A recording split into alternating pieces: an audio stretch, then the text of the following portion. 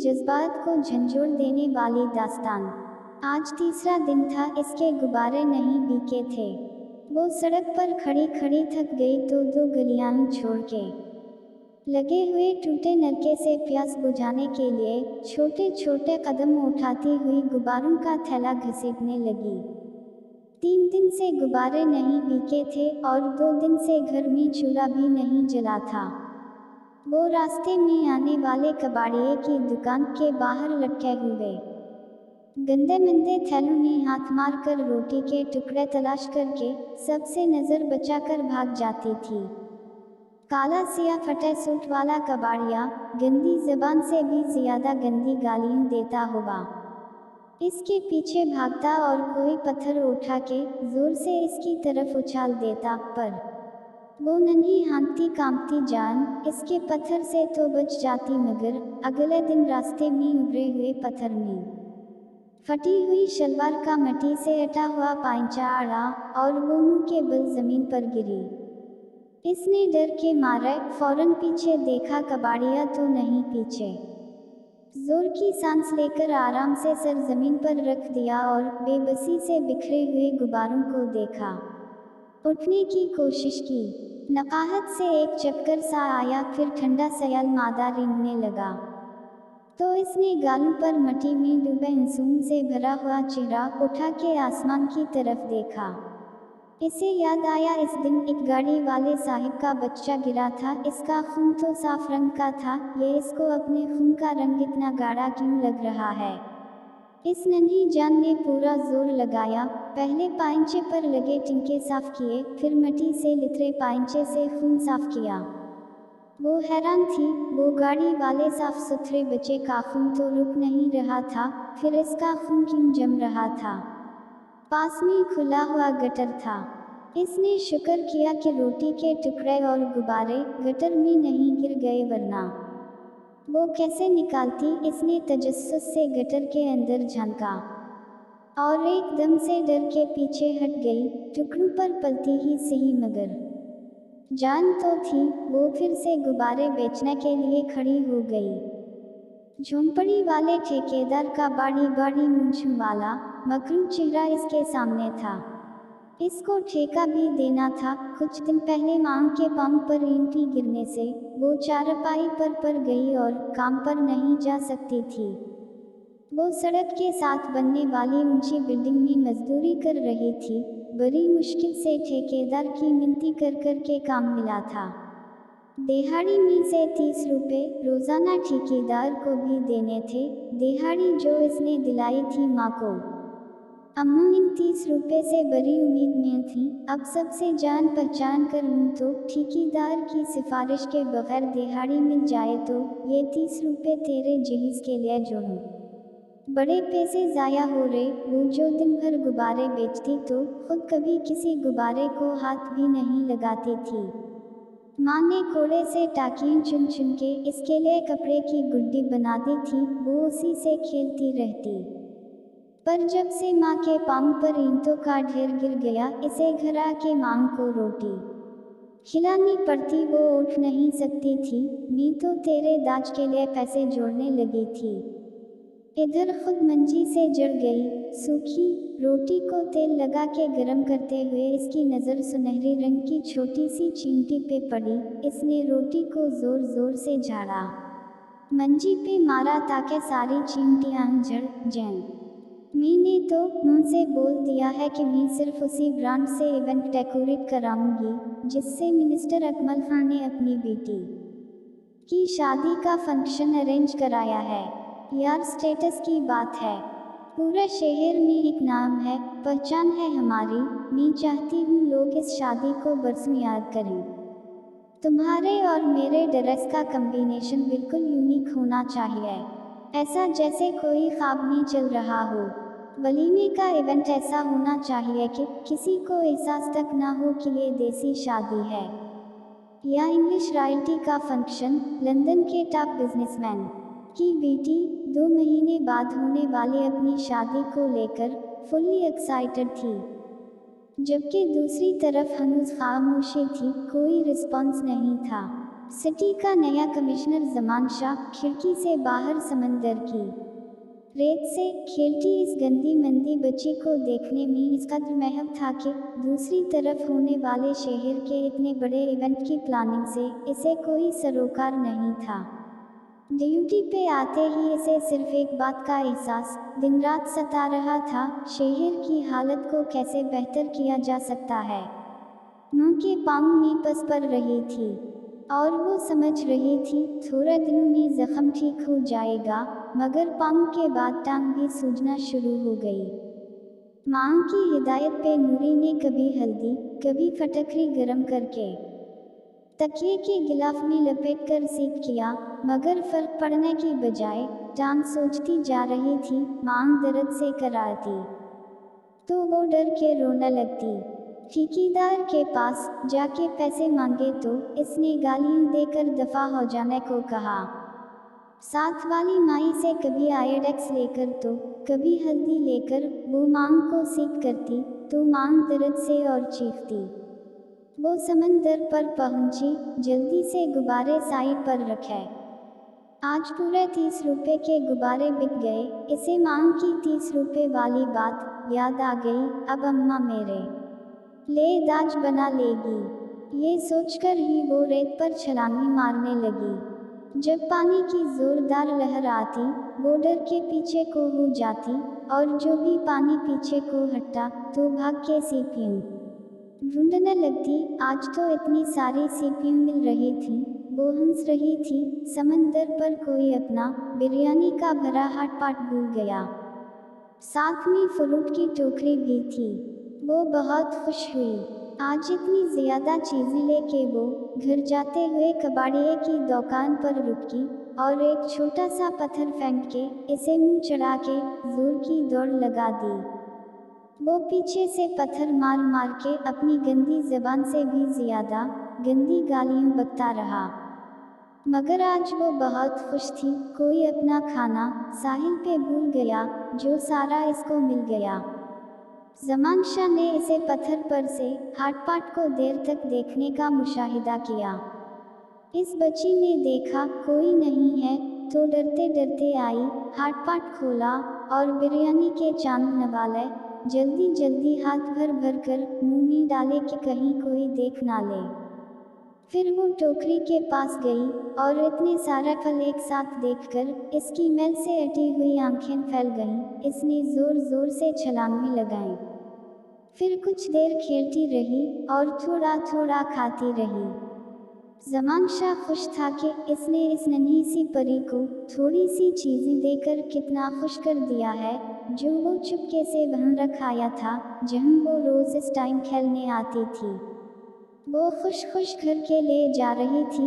बिरयानी और फलों का थैला बहुत भारी था। वो थोड़ी थोड़ी देर को रुकती थी और सांस लेकर फिर चल पड़ती थी, मगर इसका बस नहीं चल रहा था कि किसी तरह माँ को 30 रुपए दे कि वो खुश हो के इसका दाज बना ले और वो बस बिरयानी खाए और गुड़िया से खेले।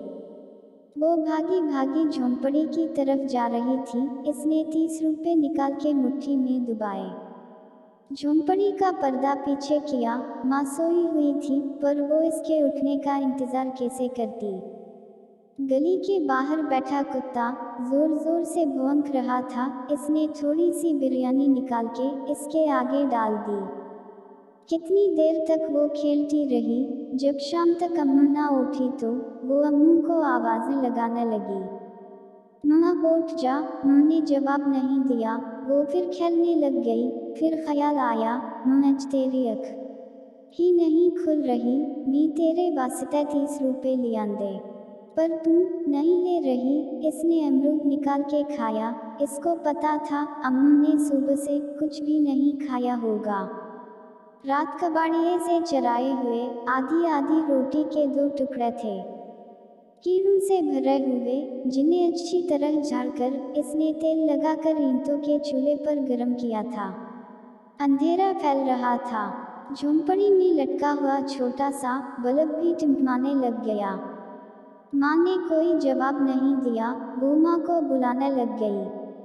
माँ ना बोली। इसे जोर जोर से हिलाया, वो फिर भी साकत पड़ी रही। बल्ब की बत्ती जोर जोर से हिल रही थी। अब वो डर रही थी। इसने रोना शुरू कर दिया। माँ जाग नाम, मैं को डर लग रिया। इसे साथ वाली झोंपड़ी वाली माई याद आई। फिर इसे याद आया, आज तो बाजार वाली साइड पे शादी है किसी की, सब लोग इधर गए होंगे। बर्तन दहू दहा के, बचा कुचा खाना खा भूलेंगे। ले भी आएंगे साथ। इसे ख्याल आया कि वो सारी झोंपड़ी में अकेली है और माँ भी नहीं जाग रही। इसने माँ की आंखों की तरफ देखा, वो खुली हुई थी। पर माँ सो रही थी, चुप थी, जवाब ही नहीं दे रही थी। वो ऊंची ऊंची रोने लगी। किसी झोंपड़ी में कोई नहीं था, इसे नींद आ रही थी।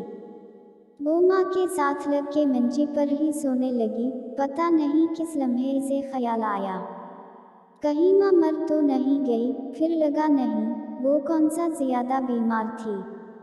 साथ वाली माई को मरना चाहिए, वो बूढ़ी भी है और हर वक्त बीमार भी रहती है। इस सोच ने इसे तसल्ली दी। इसने माँ के गले में बाजू डालकर इसे प्यार किया। पुकारा, अम्मू उठ जा, मुझे बहुत डर लग रहा है। साथ वाले घरों में कोई नहीं है, तुम भी नहीं बोलती। गिनती की 4 झोंपड़ियां थीं और इनमें रहने वालों के दुख साझे थे। मगर सब बाजार वाली साइड पर बड़ी कोठी में शादी खाने गए, तो रात इधर ही रुक गए। वो सो गई। सुबह अजानों की आवाज से जागी और माँ को जगाया, वो फिर भी नहीं उठी। झोंपड़ियों में झांका, कोई नहीं था। साथ वाली माई सामने से आती हुई नजर आई तो वो इसके पास भागी। नानी, माँ जागती नहीं थी, कल शाम तुम मी जगा रही आऊं। ना बोल दी, बस अखंचा खोल सटी ने, पर जागदी नहीं। मी रोटी लियांदी, वो भी नहीं खांदी। इसने साथ वाली माई को बताया, जो आहिस्ता आहिस्ता चलती हुई इसकी झोंपड़ी की तरफ जा रही थी। रोटी की बात सुन के रुक गई, तो रोटी कथू लियांदी आ, तो तुम ब्याह ते भी ना गई। माई टांगों की तकलीफ कंट्रोल करते हुए ऊँट भींच कर बोली। मी समंदर ते गई संग ओथे कोई अपनी रोटी भूल गया। मी छेती चुक लियांदी, दोनों गंदे से पर्दे को पीछे हटाती हुई झोंपड़ी में चली गई। माई ने अम्मू को आवाज़ें दी, बुलाया, हाथ पर हाथ लगा के देखा। जब इसकी खुली हुई आंखों को देखा तो ऊंची ऊंची रोने लग गई। ए नमानी थे मरे पिए रात दी, नूरी जो डर रही थी, मगर पुरुम्मीद थी कि नहीं इसका वहम होगा। माँ क्यों मरेगी, जबकि माई तो बड़ी बीमार हो के भी जिंदा है। पर जब माई ने बताया तो वो माँ से लिपट के जोर जोर से रोने लगी। शाम तक बाकी जगहों वाले आ गए। मर्दों ने जाके मस्जिद वालों को बताया और जल्दी जल्दी कफन का बंदोबस्त किया और दफनाने के लिए चारपाई उठा दी। वो पागलों की तरह रोई। लावारिस लाश थी, जैसे तैसे करके दफनानी थी। वो रोती रही, पीटती रही, डरती रही। माई और झोंपड़ी की दूसरी औरतें इसे तसल्ली देती रही। पर अगले दिन माई को गांव जाना पड़ गया। इसकी बहू बीमार थी।